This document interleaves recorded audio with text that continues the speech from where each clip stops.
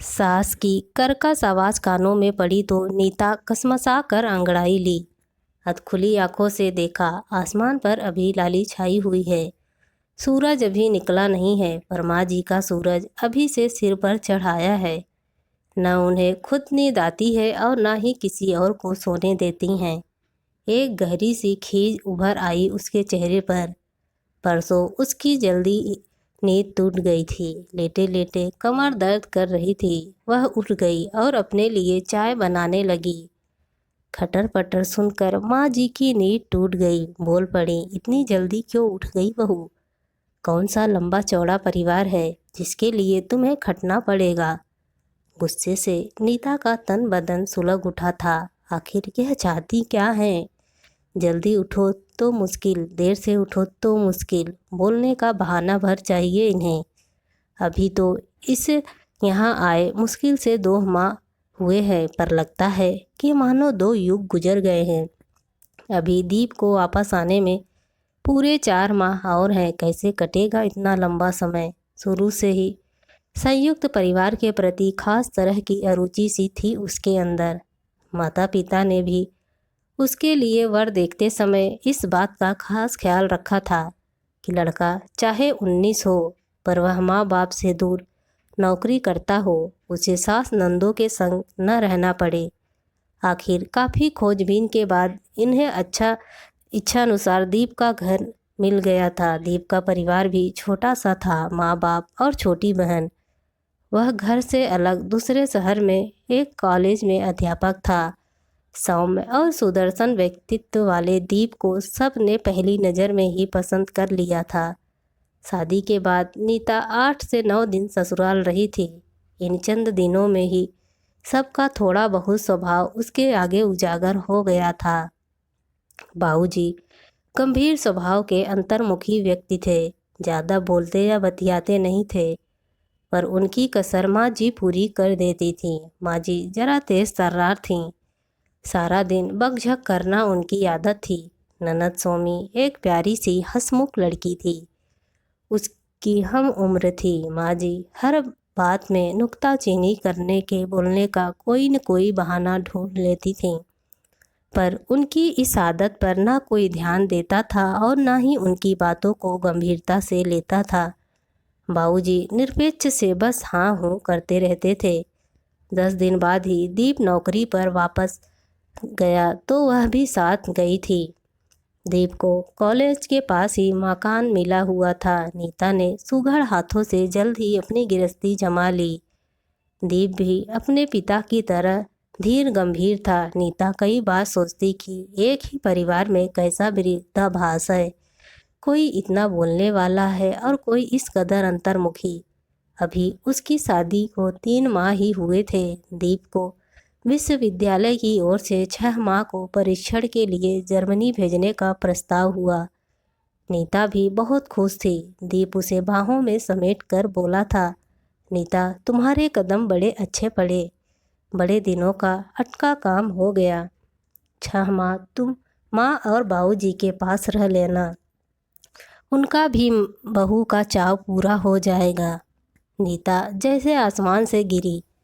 इस ओर तो उसने ध्यान ही नहीं दिया था। अचानक उसकी आंखें भर आई और वह बोली, नहीं, मैं तुम्हारे बिना वहाँ अकेली नहीं रह सकती। मुझे भी अपने साथ ले चलो। नहीं नहीं, ये नीता, यह संभव नहीं है। मैं फेलोशिप पर जा रहा हूँ। वहाँ हॉस्टल में रहकर कुछ सौदा कार्य करना है। तुम वहाँ कहाँ रहोगी? 6 माह का समय होता ही कितना है, पलक झपकते समय निकल जाएगा। फिर तो सब कुछ आनन फानन में हो गया। 1 माह के अंदर ही दीप जर्मनी चला गया। उसे माँ जी और बाबूजी के पास छोड़ते समय वह बोला था, नीता, माँ की जरा ज़्यादा बोलने की आदत है, वैसे दिल की वह साफ है। उनकी बातों को दिल पर न लाना। तुम्हें पता तो है कि वह सारा दिन बोलती रहती हैं, तुम बस हाँ हूँ करती रहना। दीप की बात उसने गांठ बांध ली थी। माँ जी कुछ भी कहती, वह अपना मुंह बंद ही रखती। माँ जी की बातों को कड़वे घूंट की तरह गटक जाती, पर उनका छोटी छोटी बातों पर हिदायतें देना और टोकना उसे सख्त नागवार गुजरता। सोमी न होती तो उसका समय बीतना और मुश्किल हो जाता। वही तो थी जिसके साथ हंसकर वह बोल बतिया लेती थी। वही उसे खींचकर कभी फिल्म दिखाने ले जाती तो कभी खरीदारी के लिए। दीवार की घड़ी ने टन टन करके 6 बजाए तो वह चौंक पड़ी। अभी माँ जी को बोलने का एक और विषय मिल जाएगा। वह न जाने किन सोचों में डूब गई। जल्दी से उठी और दैनिक नृत्यों से निर्वृत्त होकर रसोई में जाकर आटा गूंथने लगी। बाबूजी और सोमी दोनों 8 बजे घर से निकल जाते थे। तभी सोमी आकर जल्द मचाने लगी, भाभी जल्दी नाश्ता दो, आज मेरा पहला घंटा है। नीता के कुछ बोलने से पहले ही माँ जी बोल पड़ी, जरा जल्दी उठ जाया करो बहू, मैं तो गठिया के मारे उठ नहीं पाती हूँ। अब सबको देर हो जाएगी। हम तो सास के उठने से पहले ही मुंह अंधेरे सारा काम कर लेते थे। क्या मजा जो सास को किसी बात पर बोलने का मौका मिले। हो गया तुम्हारा भाषण शुरू, बाबूजी गुस्से से बोले। अभी सिर्फ 7 बजे हैं और सोमी को जाने में पूरा 1 घंटा बाकी है। तुम चुप रहो जी, माँ जी बोली। पहले बेटी को सिर चढ़ाया, अब बहू को माथे पर बैठा लो। नीता चुपचाप पराठे सेकती रही। सोमी बोली, कभी माँ मौन व्रत रखे तो मज़ा ही आ जाए। नीता के ओठों पर मुस्कान आ गई। सोमी पर भी माँ जी सारा दिन बरसती ही रहती थीं। कॉलेज से आने में ज़रा देर हो जाए तो माँ जी आसमान सिर पर उठा लेती थीं। प्रश्नों की बौछार सी कर देती थीं। देर क्यों हो गई, घर पर पहले बताया क्यों नहीं था आदि। सोमी झल्ला कर कहती, बस भी करो माँ, जरा सी देर क्या हो गई, तूफान मचा दिया। मैं कोई बच्ची नहीं हूँ जो खो जाऊंगी।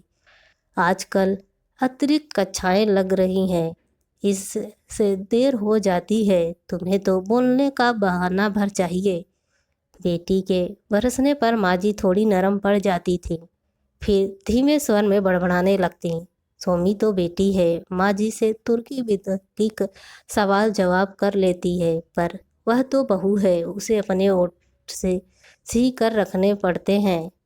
बिना बोले यह हाल है तो जो कहीं वह भी सोमी की तरह मुंह तोड़ जवाब देने लगे तो शायद माँ जी कयामत ही बरपा दें। माँ जी और बाबू जी का दिल रखने के लिए ही तो वह यहाँ रह रही है, वरना क्या इतने दिन वह अपने मायके में नहीं रह सकती थी। बाबूजी और सोमी चले गए। वह भी रसोई का काम निपटा कर नहा धो कर आराम कर रही थी। पड़ोस से कुंती की माँ आई हुई थी। वह चाय बनाने लगी। बाहर महरी ने टोकरे में बर्तन धो कर रखे थे, कांच का गिलास निकालने लगी तो जाने कैसे गिलास हाथ से छूट कर टूट गया।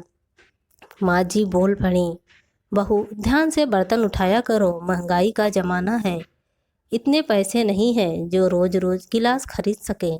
जब अपनी गृहस्थी जमाओगी तब पता चलेगा। बाहर वालों के सामने भी माँ जी चुप नहीं रह सकती।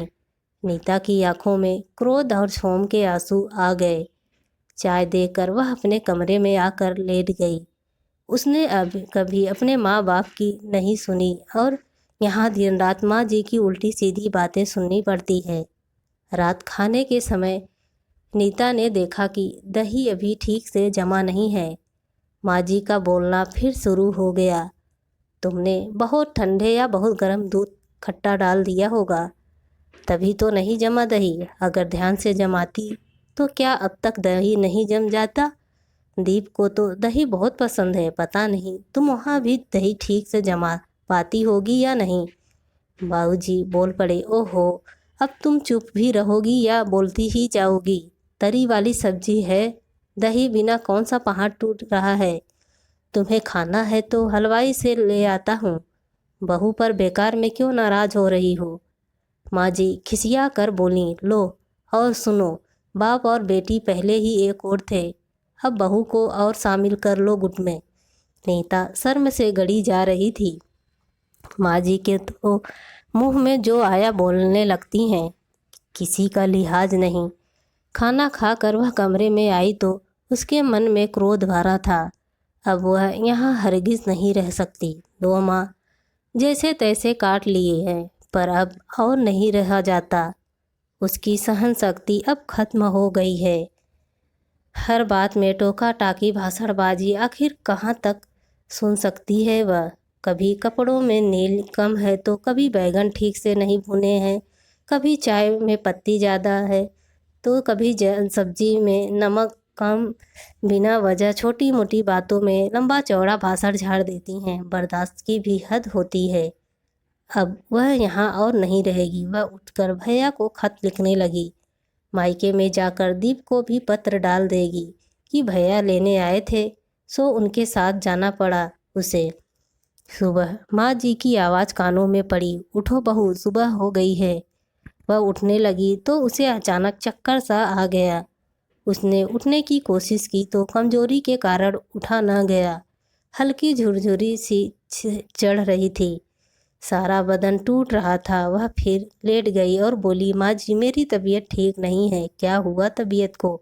यह कहती हुई माँ जी उसके कमरे में आ गईं। माथे पर हाथ रखा तो वह चौंक गई। उनके मुंह से हल्की सी चीख निकल गई, अरे तुम्हारा माथा तो बहुत भट्ठी सा तप रहा है बहू। फिर वही से चिल्लाईं, सुनो जी जरा जल्दी इधर आओ, अब क्या आफत है। बाबूजी भुनभुनाते हुए कमरे में आ गए। बहू को तेज बुखार है, जल्दी से जरा डॉक्टर को बुला लाओ। बाबूजी तुरंत कपड़े पहनकर डॉक्टर को लेने चले गए। माँ जी नीता के सिरहने बैठकर उसका माथा दबाने लगी। ठंडे ठंडे हाथों का हल्का हल्का दबाव नीता को बड़ा भला लग रहा था।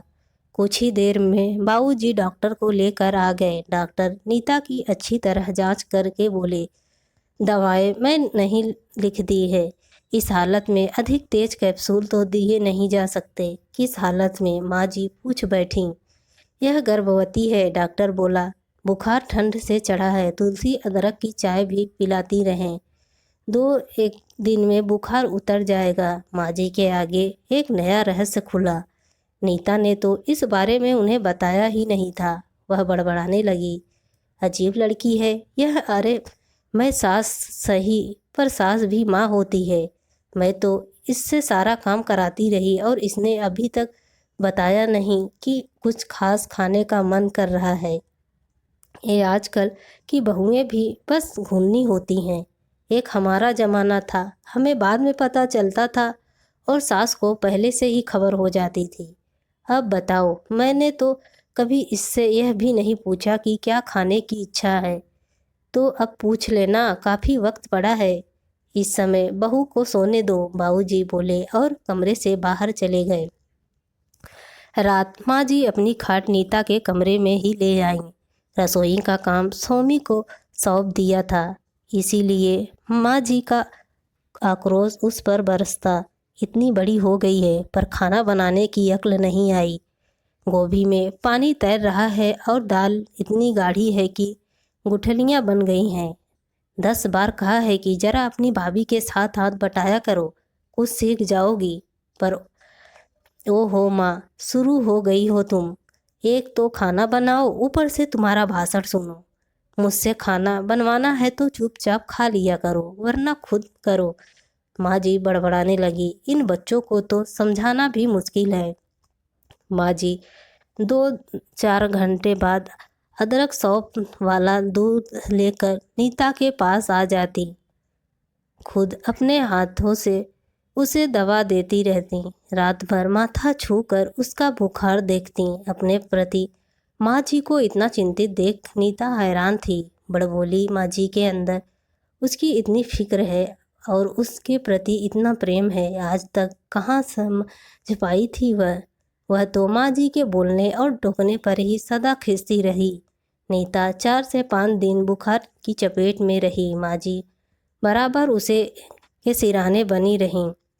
उसे दवा, दूध, चाय, खिचड़ी आदि सब अपने हाथों से देती थी। कई बार नीता को लगता जैसे उसकी माँ ही सिरहाने बैठी हैं।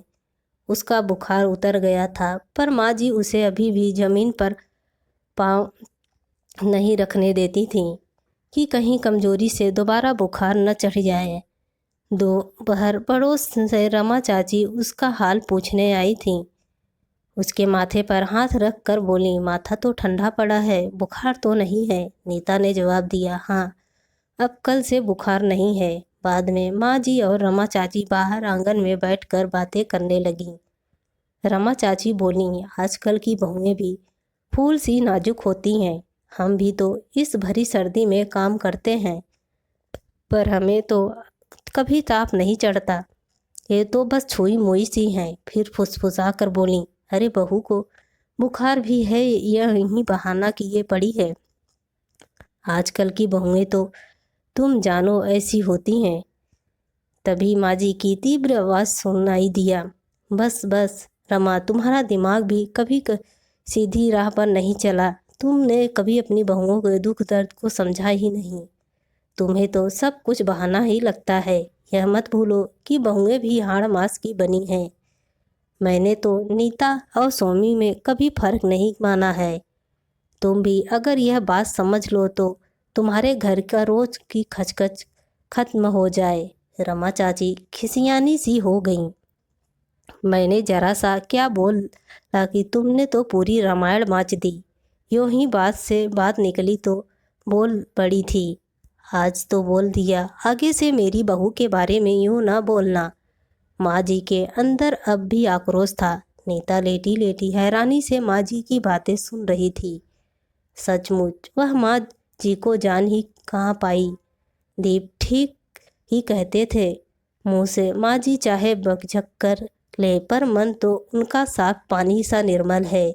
इस बीमारी में उन्होंने उसका जितना ख्याल रखा, उसकी अपनी माँ भी शायद इस तरह न रख पाती। और फिर माँ जी सिर्फ उसी को तो नहीं बोलती, सोमी और बाबूजी को भी माँ जी की टोका टाकी से कहाँ बच पाते हैं। यह तो माँ जी का स्वभाव ही है। वैसे इस उम्र में आकर औरतें अक्सर इस स्वभाव की हो जाती हैं। उसकी माँ भी तो कितना बोलती है, पर फर्क सिर्फ यह है कि वह माँ है और यह सास है। उनका कहाँ वह इस कान से सुनकर उस कान से निकाल देती थी और सासू माँ का कहा गांठ बांध कर रख लेती है। अभी तक उसने सिक्के के एक ही पहलू को देखा था, दूसरा पहलू तो अब देखने को मिला जिसमें ममता और प्रेम भरा है। नीता उठी, मेज पर रखे भैया को लिखे खत को उठाया और उसे के 2 टुकड़े कर दिए। मायके जाने का विचार उसने छोड़ दिया। दीप के आने तक वह माँ जी के साथ ही रहेगी। माँ जी का दूसरा ममतापूर्ण और करुणामय रूप देखकर अब वह इस घर से जाने की इच्छा नहीं है उसे। दोस्तों, आप सबको यह स्टोरी कैसी लगी प्लीज़ कमेंट करके ज़रूर बताएं।